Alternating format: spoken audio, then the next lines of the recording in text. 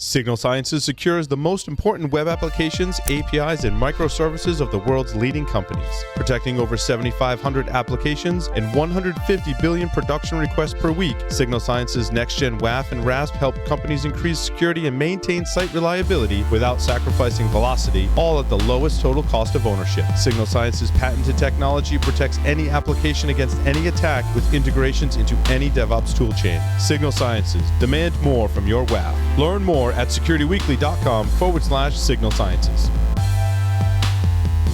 With 84% of cyber attacks targeting the application layer, securing your software is more challenging than ever. Synopsys enables DevSecOps with a portfolio of industry-leading tools including Coverity, Black Duck, and Seeker to help you build secure, high-quality software faster. Synopsys is the leader in application security testing. Visit securityweekly.com/Synopsys to learn more.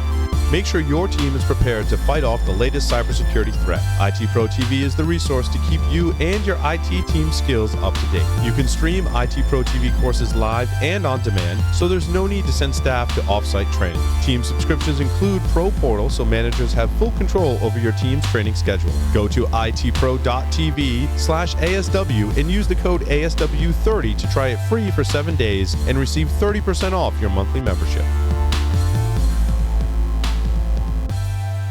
Welcome back to Application Security Weekly.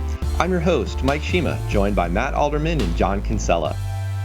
Our first ever virtual training is happening on March 19th at 11 a.m. Eastern with Adam Keller and Rob Harvey from the Online Business Systems Risk, Security, and Privacy team. In this training, you will learn how to generate a complex SHA-256 hashed password and then use password cracking tools to break it. Register for our upcoming trainings by visiting securityweekly.com, selecting the webcast training dropdown from the top menu bar and clicking registration. We're looking forward to attending Secure World Boston, March 25th and 26th at the Heinz Convention Center. The 16th annual conference brings together New England's InfoSec community for training, collaboration, and networking. Attendees can visit over 100 solutions vendors and earn 12 to 16 CVE credits. This year's theme is Animal Defenses of the Animal Kingdom. Vinny Troia will keynote about his new book, Hunting Cybercriminals, and detail his efforts to take down the Dark Overlord hacking group. Security Weekly listeners save $100 off their registration for a full conference pass. Go to secureworldexpo.com and use the discount code SecurityWeekly and join us at Secure World Boston. And that leads us, Matt and John, to our news of the week. There are a couple small things I wanted to pull out, and then I think we'll dive into some more meaty articles. But one that was just kind of interesting in both history and yet impactful is this CVE 2020-0688, which is basically Microsoft Exchange was shipping with a front-end management tooling that uses what Microsoft, an ancient technology that uses their view state. And view state was basically a way to serialize the state of an application within the HTML of the page rather than passing around in a cookie or something like that.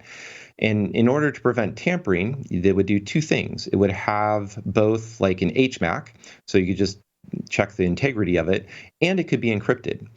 And the intention was this was just supposed to be a state that was managed purely by the server, meaning only the server needed to know what the key was for it. However, if somebody else knows what the key was for it, they could actually decrypt the view state, modify it, and then the server would take that new state and make those changes, make those transitions or take those actions with whatever the attacker decided to do with it. So it was just kind of an interesting way that this view state is, I want to say, at least 15, 20 years old. And it's been, I think for the last 10 years, Exchange has been shipping the default configuration for their servers with the same encryption key. So once again, it falls into that accidental misuse of encryption and a configuration setting or a default configuration setting that ended up being very, very insecure. Whoops. Ouch. I think whoops is a good yeah. That's the better way of describing it. I didn't get to the end of this article. Does the admin or whoever's installing this have the ability to change that crypto key? I thought it was the same. I didn't think it was default. I thought that was what was baked in. Yeah, it can be rotated. And it's basically, I forget my Windows systems, but it's basically like a system key that can be rotated pretty easily. So it's pretty interesting. And this had also a little bit of background. This jumped onto my radar because back when I was working for a web application security scanning vendor, we played around with a lot of view state. And so I played around with trying to parse view state with JavaScript and understanding the components of it. And always got foiled because it was either be hashed, and so it didn't have integrity checking, or it was encrypted, and we couldn't really muck about with it unless we had the decryption key. And now I like to dust off that code and see what kind of things we could go back and play with it. So here's my question. Is this only affect the on-prem, or is this also with the online exchange version as well? That's a good question. My understanding is the on-prem, possibly because Microsoft, it may have affected the online, but they may have responded very, very quickly to this, because there's also an article that's saying that is under active attack by a lot of hacking groups going after these exchange servers, because, of course, email is a great place for lots of interesting information, let alone just great ways to do things like reset passwords. Yep. But in other encryption news, we were talking about Let's Encrypt last week, and this week, Let's Encrypt is in the news again, unfortunately, because they're revoking around 3 million certs. And the reason for this is pretty interesting, and they're also pretty transparent about the reason too, and for many good reasons. So I also wanted to highlight this just as a good example of that transparency in postmortems and explaining what's going on. But essentially, it boils down to they had a way of better checking, improving the confidence that someone requesting a cert actually owns the domain for the cert. So they're using what is called CAA rechecking. And what they would do is basically look up the DNS record and say, there's nothing in this DNS record that says don't use Let's Encrypt, or only this particular certificate authority should be used for certs on this particular domain. But what happened was, rather than walk through a list of subdomains, going through and checking this, they would basically take one of that list and check that multiple times. So rather than check all 10 items in a list, they would check one item 10 different times. And this was a particularly subtle bug, because it also kind of highlighted that in the world where everyone is trying to move away from C and C++ into quote unquote memory safe types of languages, and for good reasons, beating up on buffer overflows, things like that. This was a problem in Go of pass by value versus pass by reference, where they should have been passing by value rather than just the same pointer to this one particular entry and going through all the entries. So it was also just kind of one of those good lessons that developers can make mistakes in all kinds of brand new and interesting ways, pretty much independent of whatever programming language you've selected. So for those two particular reasons, I thought this was kind of an interesting thing to highlight from a DevSecOps mindset.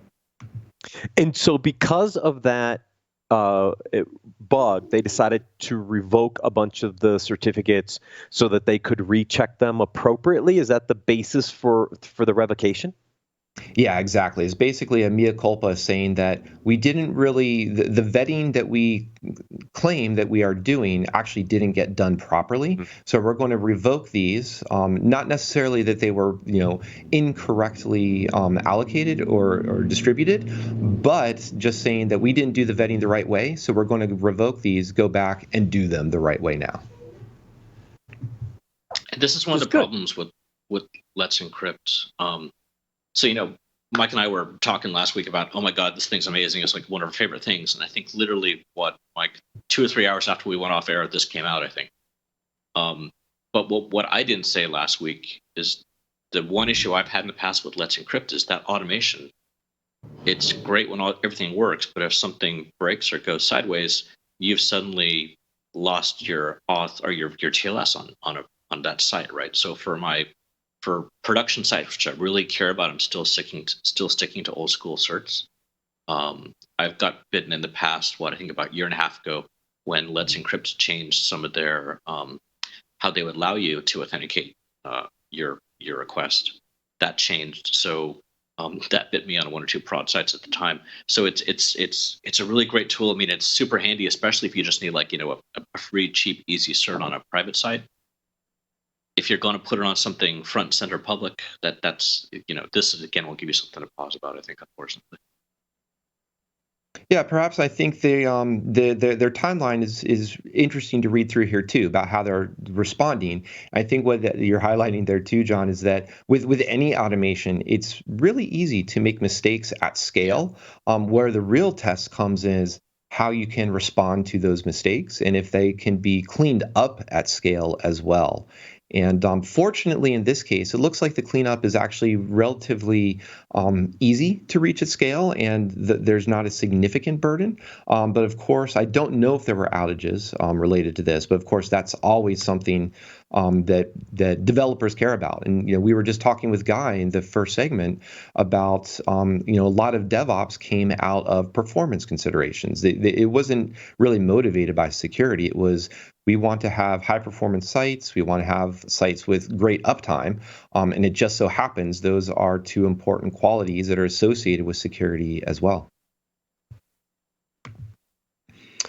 But moving on, let's see, we've got quite a bit of articles this week. Let's throw over to one about of yours, Matt. You had a couple on your mind. I think right now we're talking about attacks. So there's 7 cloud attack techniques you should worry about. That's another one that is a good quick reminder. There were 2 in particular that stood out for me. Rather than give them away at the moment, I'm curious which ones of those are the big for you. Well, number 2 is my big one, misconfiguration mishaps. Come on. Yeah, that was the easy one. We've been talking about misconfiguration in the cloud forever. This is the big one. Credentials was interesting, right? We definitely see a lot of attack vectors around credentials and authentication. I think it gets a lot more complex in the cloud because now you have a service accounts and service to service accounts. These first 2 are pretty big issues. We've seen lots of breaches and attacks leverage both the credential side as well as the misconfiguration side. Yeah, and I think that the other one for me that was interesting was SSRF. And we've seen the cloud providers all respond to these specifically by protecting their internal, their basically their local host metadata services, because that's what all these cloud providers have, are a great way to interact with the local instance and get information about IAM roles, those types of things. But SSRF, and that was also in the Capital One breach. More specifically over last summer that I guess we are still talking about.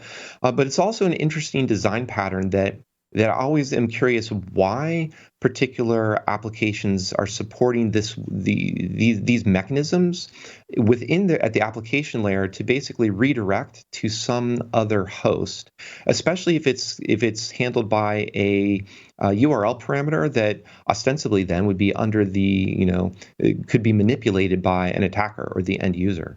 And that's always a design pattern that's been curious to me, and I've never really quite seen how that's been designed well, or hasn't been just used in a different manner that you can basically preventing the SSRF in the first place. So it's one of those things that just because the metadata services are protected doesn't mean the rest of your application is protected, because SSRF is still a great way to go enumerate all of those internal systems, what different ports might be listening, and those types of things.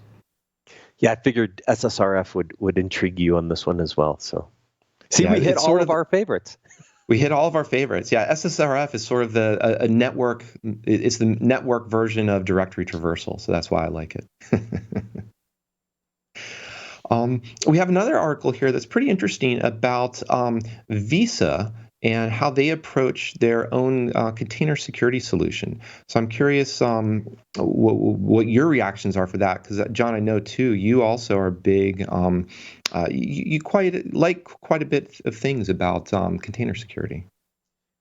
Yeah, the reason I pulled this one in for 2 reasons. One, this conversation about build versus buy, right? When you're Visa, you can build your own tool. I don't know that most organizations could actually pull this kind of thing off because they wouldn't have the resources to do it. So I think it's an interesting approach. But the second part was, I wanted to look at some of these techniques, John, and just say, is that enough, right? Does this provide enough level of protection, or is there more? Because they're using SE Linux and CG groups and some other stuff, right, to create some protections. I'm just curious your thoughts about how effective are some of these techniques versus more commercial products? And it's going to pass over to me, and I'm going to drop the ball because I haven't read the article. Oh, you haven't read the article. I've got no comments on it. Sorry. No. Well, it talks about C groups, talks about file system access controls, and then obviously SE Linux policies, right? And we had conversations about SE Linux policies back when we were at Layered Insight together as one of the potential effective ways. But is that enough, right? I'm curious whether this provides the appropriate security controls. It may be a very good start. It may just not go far enough. But again, it's leveraging a lot of open source products and libraries. So maybe it's something that's pretty effective to be used. I couldn't, from the technical aspects, I'm like, what's it missing? Yeah, so that I will totally agree with it. I think if you have a team that is sophisticated enough, and I know a bunch of folks at Visa, they've got some great folks, but if you've got a team that is sophisticated enough that can actually knows how to use these low-level tools, everything you just said, SE Linux, the whatever Debian's version of it is, all these things, and actually be able to, you have to know your application well enough to be able to tune those controls to actually do what you want to do and only allowed through that, the minimum access. I think that gets you a really large portion of the way there. The question is, how do you do that at scale? And one of the things we were playing with at Layered Insight was, could we take the behavioral learning we were gathering and create an SE Linux policy from that? You can, but the question then is that granular? Well, that would be granular enough. We were also looking to see if we could do it with C groups and stuff around containers and some of those things. So there's different ways you can do this, depending on how granular you want to get. The question is, can everyone do that? There was one or two other large companies, we'd go into as a small startup and say, hey, look at our tool. And they'd go, we've got all these bad guys, these awesome guys over here who can work on this for us. So why do we need your tool? And I'd be like, you're right. But for a lot of companies out there, that's a really steep learning curve. I've probably said before, I've worked with SE Linux in previous lives also. Great, but getting up to speed on it and actually learning how to debug and troubleshoot that, it's the joke that 99% of our listeners have heard. What's the first thing you do with SE Linux? You turn it off, right? So that's the problem with how do you balance those two things. Right. Yeah, like I said, I think this conversation of build versus buy is interesting. When you're Visa or a Capital One or a large organization that has the resources, you have the expertise to build some of these tools, but not everybody has that kind of staff. That's why a commercial market exists. I thought it was an interesting article in their approach. I just don't know that every company could do it. Now, what I did not see in here is whether they're making Mashup available as an open source tool or not, so others could leverage it. I'm not sure. I don't know how complex it is. So that would be an interesting follow-up to see, can other people use what Visa's built in order to help secure their organization? Yeah, and I think one of the other things, and actually we have something sort of related to this, so we'll another article we'll get to in a little bit. The other part of that is that a lot of what you're saying, Matt, is that a lot of big companies have the resources to do this. It's also a lot of times large companies will do this because they also have the problems that tend to be more specific to large companies. So it's not like every company has the same problem that Visa is going to have. They may still be able to benefit if this would become open source. So it's not like that would be a bad thing. It's just there's also an important perspective to say that if you are a small startup and building, you have a relatively straightforward, web application running at a small scale, or your scaling just comes out of broadening by running more instances, that's not necessarily the same type of problems that you might get here in terms of complexity, the massive amount of different services that are being running, as well as just think of the problems with insider threat, or even just being able to make sure that you have a very so many people with access to internal systems and on a huge network that the attack surface becomes that much bigger. So a lot of just important things to consider in that equation of build versus buy, for sure.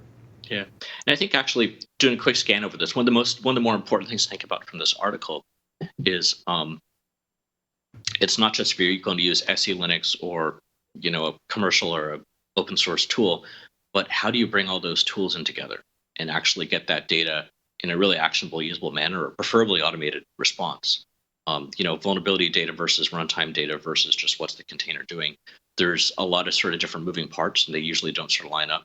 And I know I'm sort of what I'm talking about almost sounds like a sim in a way, but that's sort of, I think, part of what they're trying to what the challenge they're trying to overcome is here. What's that product like? Do you either build that or buy that part?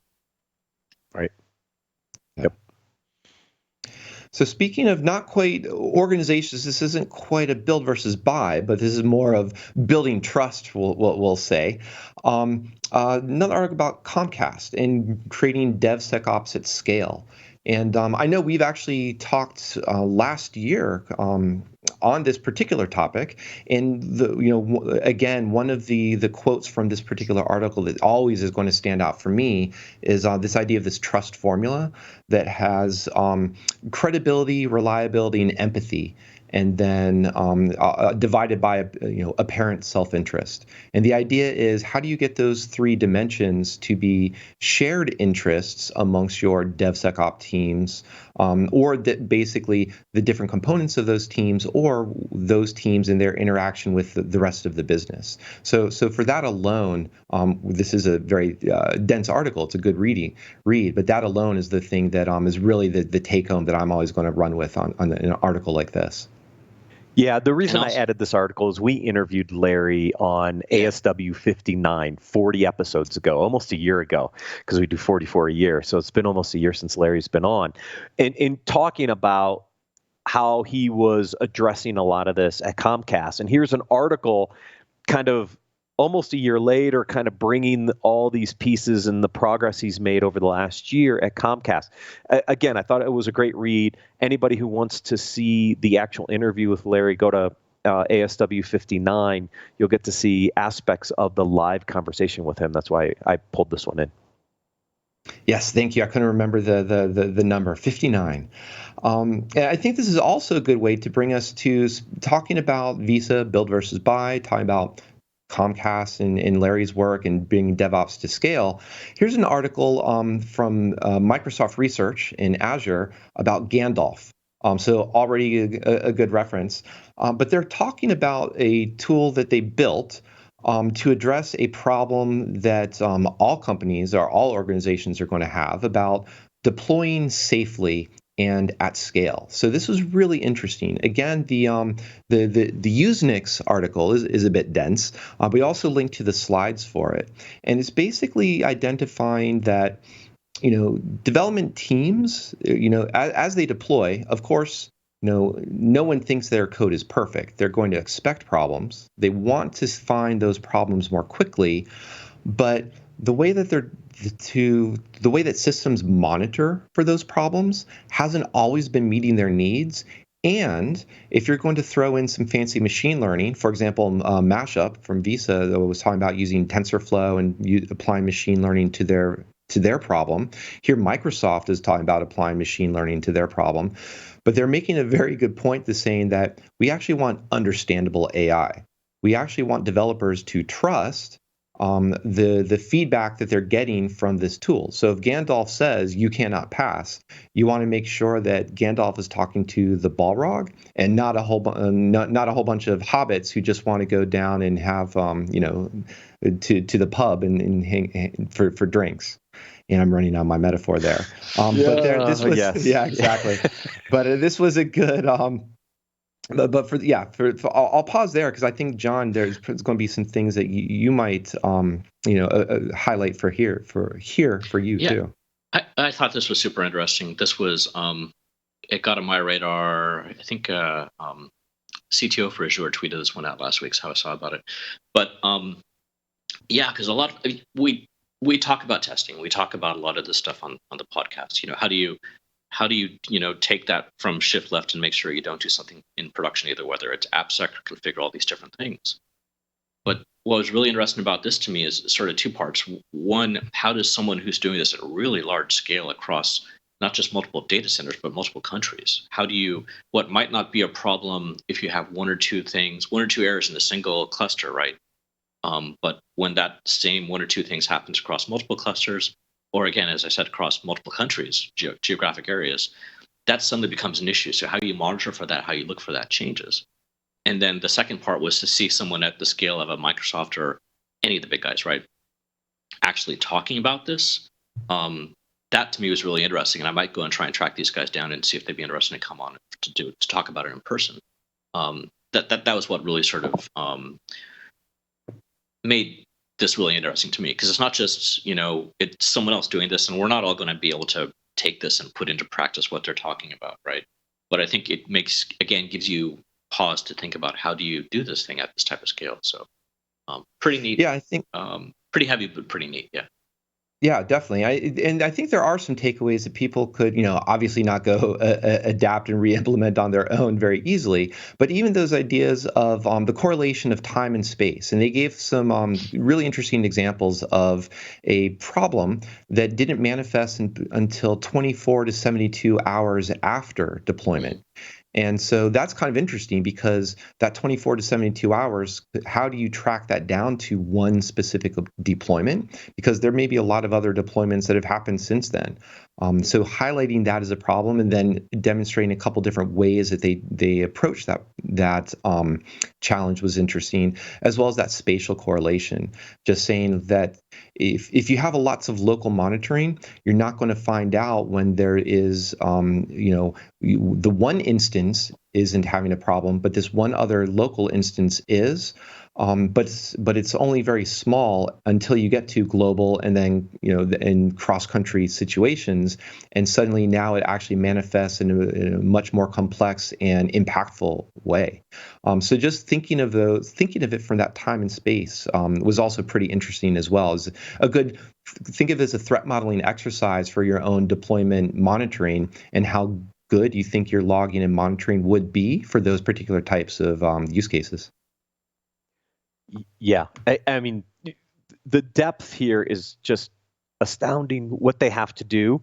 But to boil this down, it's how do you find an issue when you're dealing with 58 different regional zones, correlate that to pinpoint a specific issue on how to fix it, right? That in itself is not easy to do. And what they've built is this whole kind of engine that allows them to do that at scale. It's pretty impressive, but it's also very technical. So if you do get somebody to come on, John, let's just make sure somebody can break this down for the layperson, because I don't understand half of this. Cool. I'll go back and plead and see if I can find somebody. There you go. Well, maybe breaking down for the layperson is here's one article, pretty small, but I think it builds in, it ties into our previous segment as well, and some of what we've been talking even this segment. CISOs who want a seat at the DevOps table better bring value. And I think it's essentially a good reminder that if you're building security tools for the security team, or you're building security tools just for an auditing function, the value for your developers is actually pretty minimal right there. And even if you're saying, oh, we need to have logging, we need to have monitoring for all of our deployment mechanisms to make sure that only we have code provenance, and only the developers who committed the code, they had a +1 to that commit, and the code wasn't modified in the pipeline. Those are all good and useful things. But if you're ignoring the fact that developers also are going to have a pretty bad day when that deployment goes wrong, or they lose a cluster, let alone a region, that's where value comes from. Thinking of scaling DevOps, building in that other article that you had pulled out from Larry, Matt, building that credibility, building that trust, and that's really, I think, what this article is getting to. Yeah, I mean, they break it down into 4 simple things, right? It's about relationship. The CISOs, the security teams have to build relationships with the development teams. There has to be a conversation. And when I used to present on this topic, I'm like, the first thing you have to do is have a conversation, right? What are you guys doing? Where do you need help, right? You have to start to build that relationship. It's a very important part. Innovation is what drives these teams, so you have to allow that innovation to thrive. That's you can't stifle that innovation in these DevOps teams. You can't be this department of no, otherwise, security is going to get thrown right out. You need to speak their language, right? You need to understand kind of what they're dealing with and how to make it relevant to them. And then look, at the end of the day, and I think this is really what Sneak did in our first segment, is deliver solutions with value. They have to have value to the developers if they're going to get adopted and used. If you think a developer is going to log into a separate security tool way over here to figure out what needs to be done, they're not going to use it, right? It has to be integrated into their tool sets. It has to be something that they understand that they can act on easily within their processes. So any solution you bring to the development team has to provide the developers value. Otherwise, it's never going to get adopted. Yeah, absolutely. Yes.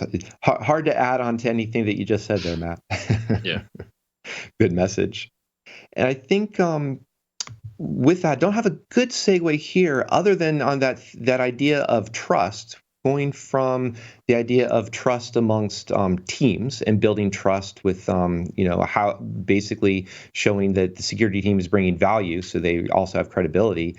Going back to a much more technical definition of trust, John, there is Intel's chips and their CSME has possibly some unfixable issues here in their root of trust that is, that a lot of the, that secure boot would be built on.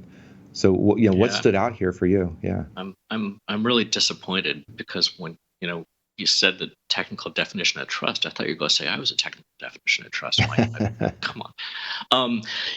So this is our good old buddy, the management engine in the Intel CPU, and a lot of us have not had the best opinion of this over its lifetime. So for those, I won't go too deep. But one feedback I'd love to get from people, from our listeners, when we start pausing and describing things, please let us know if we're dumbing things down too much and you're like, shut up and just tell us, or if you've never heard of these things. So we're always trying to figure out where that balance is for us. But the management engine is a CPU within the CPU on the Intel chips. It is closed source. Can't really get access to it. Apparently it's running Minix. But it's unless you're like some of the folks at Invisible Things Lab or some of these other groups that really are hardcore and digging into this thing, it's a black box. So this is a thing which does some of the basic crypto stuff for you on most platforms, not Macs, not modern Macs. But so in this particular case, what someone figured out was when that CPU boots up, it has its own BIOS. When that BIOS is being loaded, there is a split second where by default, its own memory that it has not been correctly configured. So if you're able to go in there for whatever that split second is, you would have the ability to write into that memory before the security walls go up, so to speak. And what that means is if you're able to write in first, you can get something in there so that when the BIOS loads, it would actually be executing your code. This is obviously something which would probably need a physical level of access to be able to do this. And I think Intel is telling people to, hang on to your laptops. That's not really the core problem here. The core problem here, which people are starting to think about, is if I'm able to get that CPU and get my hands on it, I can start doing a little more reversing and understanding what's happening in the CPU or in the management engine. The problem with that is, as we were saying in the article we're talking about here, one of the main high-level things people talk about for the management engine is it also does the encryption and key management for things like DRM. So for people out there who still believe that DRM is useful, this is the thing which actually tries to control how it's used in your application, right? That has a standard encryption key built into the management engine, which is the same encryption key, not just across a family of CPUs. My understanding is it's across all of the Intel CPUs, that crypto key. So unlike our exchange problem we were talking about before, where we can change it, in this particular case, there's no patch for it. So the problem there being is someone gets physical access to the CPU, is able to start getting their code in there and running stuff. A lot of us are thinking it's just a matter of time now until people are able to suck that encryption key out of the management engine.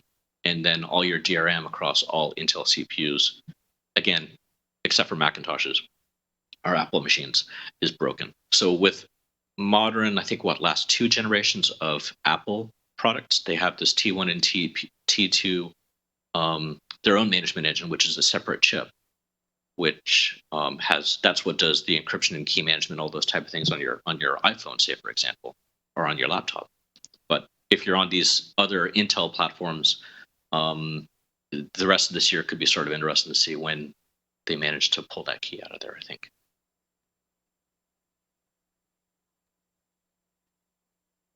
Yeah, that will be interesting. And I guess it also speaks to that idea of I don't think this is, cloud vendors don't necessarily have to directly, this is not a sky is falling, but it's one of those things that I think still speaks to what happens when there is a pervasive issue within one of the underpinning, call it either a security boundary or security primitive that a lot of the rest of a secure architecture is built on top of.